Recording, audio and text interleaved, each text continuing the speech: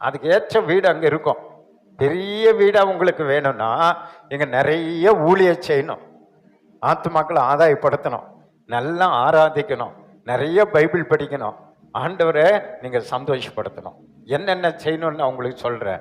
முதல்ல நீங்க அறிந்திருக்கிறோம் அப்படின்னா, நீங்க இப்படி ஒரு வீடு பரலோகத்துல ஆண்டவர் நம்ம கட்டி கொண்டிருக்கிறார் என்பதை சபையார் அறிந்திருக்க வேண்டும். புரிதொண்ட ஒரு அலையிலே சொல்லுங்க.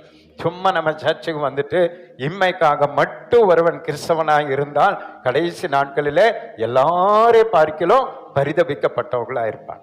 சர்ச்சுக்கு வந்தா எப்ப பார்த்தாலும் எனக்கு இது வேணும், அது வேணும், இது வேணும்னு மட்டும் நம்ம இருக்கக்கூடாது. முதலாவது தேவனுடைய ராஜ்யத்தை அவருடைய நீதியை தேடுங்கள், அப்போது இவைகள் எல்லாம் உங்களுக்கு கூட கொடுக்கப்படும். உங்களுடைய தேடுதல், உங்களுடைய இருதயம், உங்களுடைய வாஞ்சை, உங்களுடைய தாகம் எப்பொழுது எதுல இருக்கணும்னா, எனக்காக ஒரு வீடு பரலோகத்துல ஆயத்தப்பட்டு கொண்டிருக்கிறது, அந்த வீடை பெருசா கட்டணும், அதை அழகா கட்டணும், அதுல நிறைய பொருட்கள் இருக்கணும், அதுல எனக்கு பரிசு பொருட்கள் ஆண்டவர் வைத்திருக்கணும், அந்த கவனம் எப்போது உங்களுக்கு இருக்கணும்.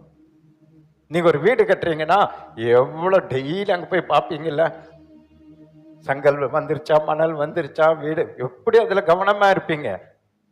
அதே போலத்தான் நமக்கு ஒரு வீடு, அந்த கவனம் உங்களுக்கு இருந்து கொண்டே இருக்கணும்.